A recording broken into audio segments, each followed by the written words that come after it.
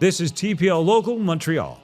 Are you a country music fan? You've come to the right place. Today we are talking with Joel Stewart about what's happening live in country music across the country. Joel, thanks, man. I appreciate this. Always a pleasure, and always a pleasure to talk about country music and all those sorts of things. It is summer, which means it's festival season, Mike. Yes, indeed. Yes, indeed. We take advantage of this as Canadians, I think. It's the one time of the year where you really get to do your music.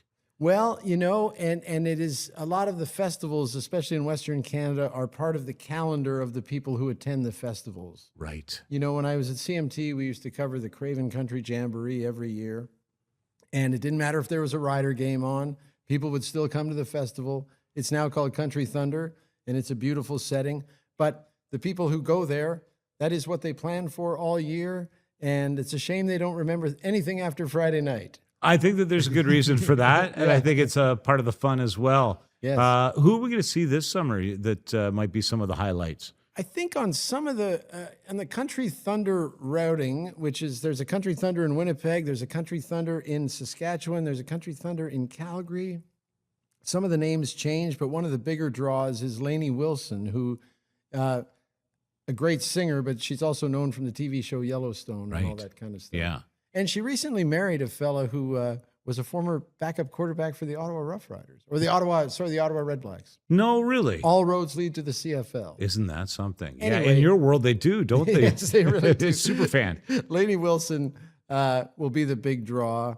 And then there's all kinds of other. I think Motley Crue is at Country Thunder in Winnipeg, and I think they call it Rockin' Thunder or something. They changed the night or something like that. But I think people should just find Country Thunder in your neighborhood. There's one in Calgary. There's one in Saskatchewan. There's one in Winnipeg. Those are kind of the big ones. July 1st is usually the Dauphin Fest in Manitoba as well, which is usually an all-Canadian lineup. Well, sometimes it's all-Canadian. Canada Day is all-Canadian usually. Yeah. But I've seen some big acts there as well. So depending on where you want to go and what you want to do and how you want to do it, because you can do the whole VIP thing, or you can just go camp and drink and listen to the music and do all that stuff too. Not necessarily, you don't have to drink. No, you don't have to, but you get a free campsite if you do. I made that up. Yeah. Some of the Canadian acts right now that people should be looking for across the country. And in fact, it's pretty wild because if you look at the charts here in Canada, and obviously it's a little skewed because we're more familiar. There's some dominance going on in the last year on the country charts with Canadians. Oh, yes. Oh, yes. I think, you know, it used to be like the Americans would have the top 10 songs, and maybe a Canadian would have a song in the top 15 or something like that. Now you're seeing the Canadian artists on Canadian radio hitting top 5, hitting number 1, including the Americans. And that's just a great thing to see in terms of who's touring this summer. You know, Dallas Smith is, well, I know him. He was in the movie I directed, Souls Road, but also he's the biggest star, the biggest male star in Canadian country music. He really does maintain a grasp on his fan base here in Canada in a big way. It's funny because of the film premiere for Souls Road. I mean, he was a popular guy on the streets, man. Oh, man. Just standing there for a few moments. It didn't take long to get a crowd of fans that were dedicated. Yeah, we're in Dallas's orbit, and he puts on a great show and all that kind of stuff. And then I think in the fall he's touring his Default, his old band as well. But I think try and catch some of Dallas's summer shows because, gosh, Dallas has 18 number ones or something, and you're going to hear them all. It's a great show because everyone knows the words to every song, and it's kind of a magical thing, which is what community is supposed to be about, right?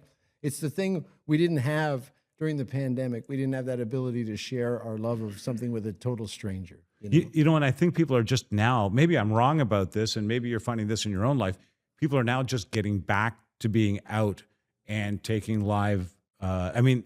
So many years post-COVID, but still people are adapting to the idea, okay, we're going to go out and be around a lot of people. Promise you, if you go to one of these festivals, it will be the highlight of your summer. Yes.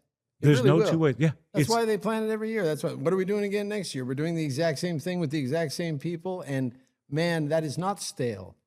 That is not lame. It's awesome, actually. One of the other venues that you and I kind of touched on when we were chatting before this is Stampede, which has an amazing lineup of acts every year. You know, the Nashville North tent that they have every year, which is usually 1 or 2 bands every night, and you got to get there a little early and you got to get in there.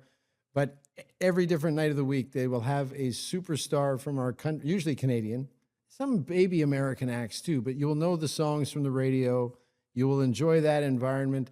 And that is the heart of cowboy country, of course, as everyone knows. And I know you say, Toronto guy talking about his heart. I lived there for 15 years. It's okay, Joel. No, we believe you. You're legit. CMT and all that. Contains comments which may be triggering.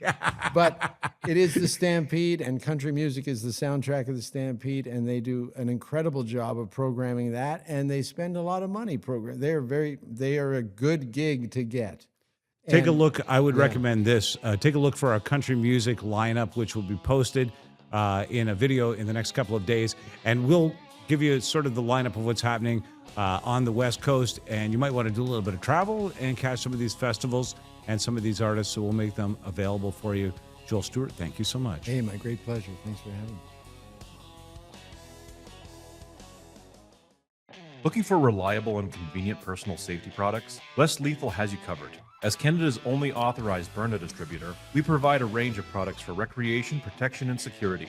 Explore our Byrna launcher lineup, including the LE, SD, TCR, and Mission 4, designed for different levels of performance and protection needs. We also offer the Banshee personal safety alarm, designed to protect children, women, and vulnerable individuals. Because your safety is our top priority. Shop now at lesslethal.ca.